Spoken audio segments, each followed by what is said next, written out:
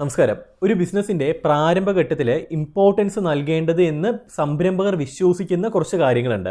ഒന്ന്, ബിസിനസ്സിൻ്റെ പേരെന്തായിരിക്കണം എന്നുള്ളത്, അതിൻ്റെ ലോഗോ എന്തായിരിക്കണം എന്നുള്ളത്, അതിൻ്റെ കളേഴ്സ് എന്തൊക്കെയായിരിക്കണം എന്നുള്ളത് എന്ന് വെച്ച് കഴിഞ്ഞാൽ വിഷ്വലി കാണുന്ന കാര്യങ്ങളെല്ലാം അതിന് കൂടുതൽ ഇമ്പോർട്ടൻസ് നൽകാറുണ്ട്.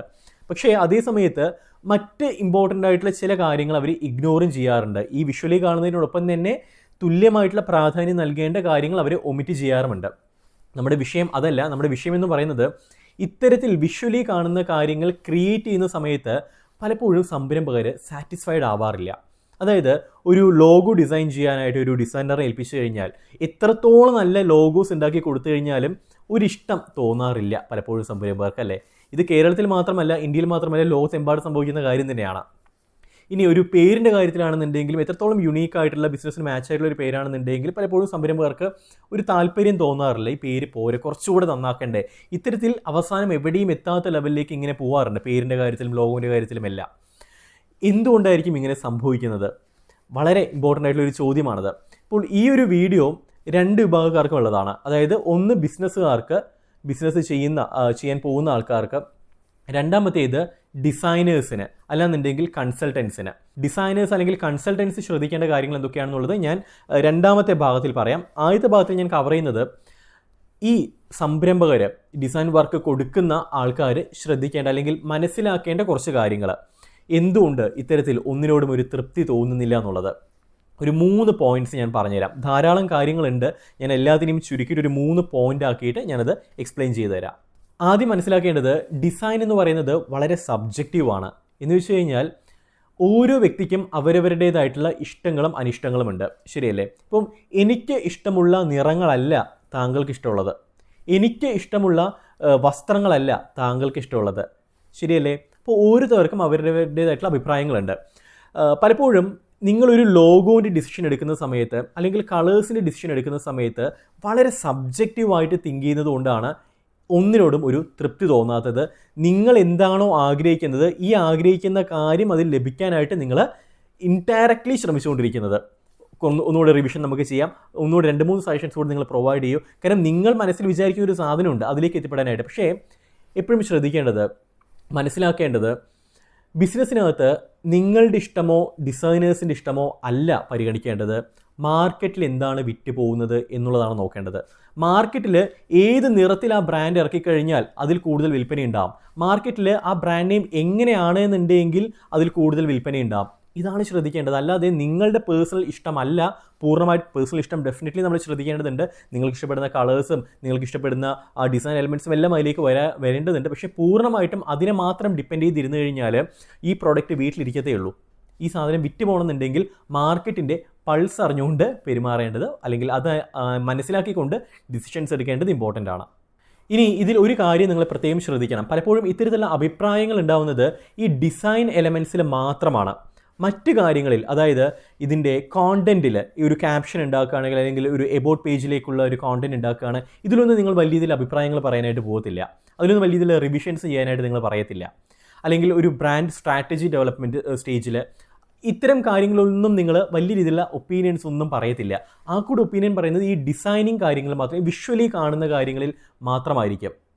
എന്തുകൊണ്ടായിരിക്കും അങ്ങനെ? കാരണം ഞാൻ മുമ്പ് പറഞ്ഞതുപോലെ തന്നെ ഈ ഡിസൈൻ എലമെൻറ്റ്സ് എന്ന് പറയുന്നത് കൂടുതൽ സബ്ജക്റ്റീവാണ്. ഓരോരുത്തർക്കും അവരവരുടേതായിട്ടുള്ള അഭിപ്രായങ്ങൾ ഉണ്ടാവും. അപ്പോൾ അതിനനുസരിച്ചിട്ടുള്ള അല്ലെങ്കിൽ ഇഷ്ടങ്ങളുണ്ടാവും, അനിഷ്ടങ്ങളുണ്ടാവും. അപ്പോൾ അതിനനുസരിച്ചുള്ള കാര്യം കിട്ടാനായിട്ട് ഇങ്ങനെ ശ്രമിച്ചുകൊണ്ടിരിക്കും. ഇത് മാർക്കറ്റിൽ വിജയിക്കണമെന്നില്ല എന്നുള്ളത് നിങ്ങൾ പ്രത്യേകം ഓർക്കുക.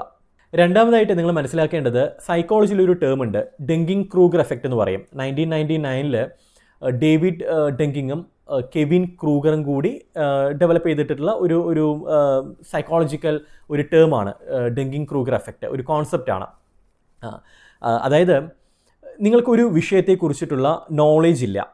ഓക്കെ, ഒരു വിഷയത്തെക്കുറിച്ചിട്ടുള്ള സബ്ജക്റ്റ് നോളേജ് നിങ്ങൾക്ക് വളരെ കുറവാണ്, അല്ലെങ്കിൽ വളരെ കുറച്ചേ നിങ്ങൾക്കുള്ളൂ. പക്ഷേ ഈ കാര്യം നിങ്ങൾക്ക് അറിയുന്നില്ല. അതായത് നിങ്ങൾക്ക് ഇതിനെക്കുറിച്ചിട്ടുള്ള നോളേജ് ഇല്ല എന്നുള്ളത് നിങ്ങൾക്ക് അറിയുന്നില്ല. ഈവൻ ദോ അറിയുകയാണെന്നുണ്ടെങ്കിൽ പോലും നിങ്ങൾ പലപ്പോഴും അത് മറന്നു പോകുന്നു. ഇത്തരത്തിൽ അറിവില്ലാത്തൊരു വിഷയത്തെക്കുറിച്ചിട്ട് നിങ്ങൾ അഭിപ്രായങ്ങൾ പറയുന്നു. ആ അഭിപ്രായങ്ങൾ പലപ്പോഴും ശരിയാവണമെന്നില്ല. അത് വലിയ രീതിയിലുള്ള പ്രശ്നത്തിലേക്ക് നയിക്കുന്നുണ്ടാവും. ഇതിനാണ് ഈ ഡങ്കിങ് ക്രൂഗർ എഫക്റ്റ് എന്ന് പറയുന്നത്. പലപ്പോഴും ഈ ഡിസൈനിങ് മേഖലയിലും ക്ലയൻസ് പറയുന്ന, കസ്റ്റമേഴ്സ് പറയുന്ന അഭിപ്രായങ്ങൾ ഈ ഡങ്കിങ് ക്രൂഗർ എഫക്റ്റുമായിട്ട് കണക്ട് ചെയ്തിട്ടുള്ളതാണ്. അതായത് ക്ലയൻസിനെ സംബന്ധിച്ചിടത്തോളം ഈ ഡിസൈനിങ് മേഖലയിൽ വലിയ പരിജ്ഞാനമില്ല. അതുകൊണ്ടാണല്ലോ പലപ്പോഴും ഈ പറയുന്ന കൺസൾട്ടൻസിനോ അല്ലാന്നുണ്ടെങ്കിൽ ഈ ഡിസൈനേഴ്സിനോ എല്ലാം ഈ വർക്ക് ഏൽപ്പിക്കുന്നത്. അല്ലാന്നുണ്ടെങ്കിൽ സ്വന്തമായിട്ട് ഇന്ന് ഡിസൈൻ ചെയ്തുകൂടെ? ഇന്ന് അതിനുള്ള ടൂൾസ് എല്ലാം, ഈവൻ ദോ ടൂൾസ് അറിയില്ല എന്നുണ്ടെങ്കിൽ പോലും നിങ്ങൾക്ക് ഡിസൈൻ ചെയ്യാൻ കഴിയുന്ന പല സൗകര്യങ്ങളും നിങ്ങൾക്കുണ്ട്. അപ്പോൾ നിങ്ങൾക്ക് ഈ വിഷയത്തെക്കുറിച്ചിട്ടുള്ള ആധികാരികമായിട്ടുള്ള നോളേജ് ഇല്ല. ഡിസൈനേഴ്സിനെ സംബന്ധിച്ചിടത്തോളം അല്ലെങ്കിൽ കൺസൾട്ടൻസിനെ സംബന്ധിച്ചിടത്തോളം അവർ വർഷങ്ങളായിട്ട് ഇഷ്ടം പോലെ ഇത്തരത്തിലുള്ള ഡിസൈൻസും ഇത്തരത്തിലുള്ള കൺസൾട്ടേഷൻസും എല്ലാം ചെയ്ത് പരിജ്ഞാനമുള്ള ആൾക്കാരാണ്. അപ്പോൾ ഒരു ഭാഗത്ത് നോളേജ് ഇല്ലാത്ത നിങ്ങളുണ്ട്, മറ്റൊരു ഭാഗത്ത് ഇതിനെക്കുറിച്ചിട്ടുള്ള നോളേജുള്ള, ഇതിൽ മാത്രം കൂടുതൽ സമയം ഇൻവെസ്റ്റ് ചെയ്തിട്ടുള്ള ഒരു വ്യക്തിയുമുണ്ട്. സ്വാഭാവികമായിട്ടും ആരുടെ അഭിപ്രായമായിരിക്കും അവിടെ കൂടുതലായിട്ടും വർക്കൗട്ട് ആവാൻ സാധ്യതയുള്ളത്? നിങ്ങളുടെ അഭിപ്രായമാണോ അതോ ഈ എക്സ്പേർട്ടായിട്ടുള്ള ആളുടെ അഭിപ്രായമാണോ? ഇത്രമാത്രം ശ്രദ്ധിച്ചാൽ മതി. പലപ്പോഴും ഇത് മനസ്സിലാക്കാതെയാണ് എന്ന് വെച്ച് പൂർണ്ണമായിട്ടും ഈ പറയുന്ന കൺസൾട്ടൻ്റ് അല്ലെങ്കിൽ ഡിസൈനർ ചെയ്യുന്ന കാര്യം ശരിയാവണമെന്നില്ല. ഞാൻ വളരെ ജനറലൈസ് ചെയ്തിട്ട് പറയുകയാണ്. ഓക്കെ, ഒരു എക്സ്ട്രീം ലെവലിൽ നിങ്ങളിതിനെ കണ്ടാൽ മതി. അപ്പോൾ ഇവിടെ ഈ സബ്ജക്റ്റ് മാറ്ററിൽ നിങ്ങൾക്ക് നോളേജ് ഇല്ല, പക്ഷേ നിങ്ങൾ അഭിപ്രായം പറയുകയാണ്. ഈ അഭിപ്രായത്തിനനുസരിച്ചിട്ട് അവരെ കൊണ്ട് വർക്ക് ചെയ്യിപ്പിക്കുകയാണ്. സ്വാഭാവികമായിട്ടും റിസൾട്ട് എന്തായിരിക്കും? ഇൻ കേസ് ആ അഭിപ്രായം തെറ്റാണെന്നുണ്ടെങ്കിൽ ഡെഫിനറ്റ്ലി അത് സംഭവിക്കാൻ പോകുന്നത് വലിയ രീതിയിലുള്ള ഒരു കോംപ്ലിക്കേഷനിലായിരിക്കും. പലപ്പോഴും പല ഡിസൈനേഴ്സും പറഞ്ഞുള്ള കാര്യമാണ്, നമ്മൾ ഇത്ര നല്ല വർക്ക് ചെയ്ത് കൊടുത്തു കഴിഞ്ഞാലും ക്ലയൻസ് പല അഭിപ്രായങ്ങൾ പറഞ്ഞ് അവസാനം ഈ വർക്ക് കുളമാക്കി തരും. പക്ഷേ ക്ലയൻസിന് അത് ഇഷ്ടപ്പെടും. ഇത് ഈ പറയുന്ന ഡിസൈനേഴ്സിന് കൃത്യമായിട്ട് അറിയാം, ഇത് മാർക്കറ്റിൽ പോയി കഴിഞ്ഞാൽ ഈ സാധനം പ്രശ്നമാവും എന്നുള്ളത്, ഇതിന് വലിയ രീതിയിലുള്ള ഭാവി ഇല്ല എന്നുള്ളത് മനസ്സിലാവും. പക്ഷേ സ്റ്റിൽ വേറെ വഴിയില്ല, കാശ് വാങ്ങിയതാണ്, ചെയ്തു കൊടുത്തേ മതിയാവും. അപ്പോൾ ഈ ക്ലയൻസ് എന്ത് പറഞ്ഞു കഴിഞ്ഞാലും അതേപോലെ അങ്ങ് ചെയ്തു കൊടുക്കേണ്ടതായിട്ടുള്ള ഒരു അവസ്ഥ വരാറുണ്ട്, ഒരു ദുരവസ്ഥ വരാറുണ്ട്. അതുകൊണ്ട് തന്നെ ഈ വർക്ക് അവരുടെ പോർട്ട്ഫോളിയോയിൽ പോലും, ഡിസൈനേഴ്സിൻ്റെ പോർട്ട്ഫോളിയോയിൽ പോലും ആഡ് ചെയ്യാൻ കഴിയാത്ത ഒരു അവസ്ഥയും വരാറുണ്ട്. ഇത് പലപ്പോഴും ഈ ക്ലയൻസ് മനസ്സിലാക്കാതെ ആ ഡിസൈൻ വെച്ചുകൊണ്ട് അവർ മുന്നോട്ടേക്ക് പോകാറുമുണ്ട്. അപ്പം ഇത് ഈ ഡങ്കിങ് ക്രൂഗർ എഫക്റ്റിൻ്റെ ഒരു അനന്തരഫലമാണ്. വലിയ രീതിയിലുള്ള കോംപ്ലിക്കേഷൻസ് പിന്നീട് ഉണ്ടാക്കാൻ സാധ്യതയുണ്ട് എന്നുള്ളത് നിങ്ങൾ പ്രത്യേകം മറക്കാതിരിക്കുക. എഗെയിൻ ഇത് ഞാൻ മുമ്പ് പറഞ്ഞതുപോലെ തന്നെ നിങ്ങൾ ഒരിക്കലും അഭിപ്രായങ്ങൾ പറയരുത് എന്നോ അല്ലെങ്കിൽ ഈ ഡിസൈനേഴ്സിനെ പൂർണ്ണമായിട്ട് നിങ്ങൾ ബ്ലൈൻഡ് ചെയ്യണമെന്നോ ആ ഡിസൈനർ ചെയ്തിരുന്ന കാര്യം എന്താണോ അത് കംപ്ലീറ്റ് ആയിട്ട് നിങ്ങൾ ഇംപ്ലിമെൻറ്റ് ചെയ്യണമെന്നോ അല്ല ഞാൻ പറയുന്നത്. ഇത് ഇങ്ങനെ ഒരു വിഷയം ഉണ്ട് എന്നുള്ളത് നിങ്ങൾ മനസ്സിലാക്കിയാൽ മതി. ഓക്കെ, പലപ്പോഴും സിറ്റുവേഷൻ അനുസരിച്ചിട്ട് പല രീതിയിൽ നിങ്ങൾക്ക് ബിഹേവ് ചെയ്യേണ്ടതായിട്ട് വരാം, തീരുമാനങ്ങൾ എടുക്കേണ്ടതായിട്ട് വരാം. അപ്പോൾ ഇങ്ങനെയൊരു ഡങ്കിങ് ക്രൂഗർ എഫക്റ്റ് എന്ന് പറയുന്ന ഒരു സംഭവം ഉണ്ട് എന്നുള്ളത് നിങ്ങൾ മനസ്സിലാക്കിയാൽ മതി. ഇനി മൂന്നാമതായിട്ട് ഒരു പ്രധാനപ്പെട്ട കാര്യം പറയാനുള്ളത്, നിങ്ങളുടെ മനസ്സിൽ ഒരു ലോഗോ എങ്ങനെ വേണം എന്നുള്ളൊരു കോൺസെപ്റ്റ് ഉണ്ട് എന്ന് വിചാരിക്കുക. നിങ്ങൾ ഒരിക്കലും ഒരു കൺസൾട്ടൻറ്റിനെ സമീപിക്കരുത്. നിങ്ങളുടെ മനസ്സിലൊരു ലോഗോ കോൺസെപ്റ്റ് അല്ലെങ്കിൽ ഡിസൈൻ കോൺസെപ്റ്റ്, ഒരു പേരിൻ്റെ കോൺസെപ്റ്റ് ഉണ്ടെന്നുണ്ടെങ്കിൽ അത് ഇംപ്ലിമെൻറ്റ് ചെയ്യാനുള്ള ഒരു വ്യക്തിയെ കണ്ടെത്തിയാൽ മതി, ഒരു ജോബ് വർക്കറിനെ കണ്ടെത്തിയാൽ മതി. നിങ്ങൾക്ക് വേണ്ടുന്നത് ടൂൾ മാത്രമാണ്. അതായത് നിങ്ങൾക്ക് നിങ്ങളുടെ മനസ്സിലൊരു സംഭവം ഉണ്ട്, പക്ഷേ നിങ്ങൾക്കിത് ഉണ്ടാക്കിയെടുക്കാനായിട്ടുള്ള ഒരു എക്സ്പേർട്ട് നോളേജ് ഇല്ല. വീട് പണിയണമെന്ന് നിങ്ങൾക്ക് വീട് എങ്ങനെ വേണം എന്നുള്ളത് കൃത്യമായിട്ട് നിങ്ങളുടെ മനസ്സിലൊരു പ്ലാൻ ഉണ്ട്, പക്ഷേ വീട് പണിയാനായിട്ടുള്ള ടെക്നിക്കൽ നോളേജ് നിങ്ങൾക്കില്ല. അപ്പോൾ എന്ത് ചെയ്യുന്നു? പണിക്കാരെ വെച്ചുകൊണ്ട് നിങ്ങൾ പണിയിക്കുന്നു, നിങ്ങൾ പറയുന്നത് പോലെ. ഇതുപോലെ തന്നെയാണ് ഒരു ലോഗോ ഡെവലപ്മെൻറ്റിൻ്റെ കാര്യത്തിൽ. നിങ്ങളുടെ മനസ്സിലൊരു ഒരു ഒരു ചിത്രമുണ്ട്, ഈ ലോഗോ എങ്ങനെ വേണം എന്നുള്ളത്, പക്ഷേ ഇത് വർക്ക് ചെയ്യാനായിട്ടുള്ള ഇല്ലുസ്ട്രേറ്ററോ കോളറോ ഒന്നും നിങ്ങൾക്ക് അറിയുന്നില്ല, ആ സോഫ്റ്റ്വെയർസ് ഒന്നും അറിയുന്നില്ല. അപ്പോൾ എന്ത് ചെയ്യുന്നു? അത് അറിയുന്ന ഒരു പണിക്കാരനെ വെച്ചുകൊണ്ട് നിങ്ങൾ ആ ലോഗോ ഉണ്ടാക്കിയെടുക്കുന്നു. ഒരു ജോബ് വർക്കറിനെ ഏൽപ്പിച്ചിട്ട് അവർ മണിക്കൂറിനോ അല്ലാന്നുണ്ടെങ്കിൽ ഒരു ലോഗോ വർക്കിനോ എത്രയാണെന്ന് വെച്ച് കഴിഞ്ഞാൽ ഒരു എമൗണ്ട് കൊടുത്തുകൊണ്ട് നിങ്ങൾ ആളെ കൊണ്ട് ചെയ്യിപ്പിക്കുന്നു. ഒപ്പം ആളുടെ ചെറിയ ചെറിയ അഭിപ്രായങ്ങൾ നിങ്ങൾക്ക് എടുക്കാം. കാര്യം സോൾവ് ആയി. ചെറിയ എമൗണ്ട് കൊടുത്താലും മതി. ചെറിയ എമൗണ്ട് കൊടുത്തു കഴിഞ്ഞാൽ നിങ്ങൾക്കത് ചെയ്ത് കിട്ടും.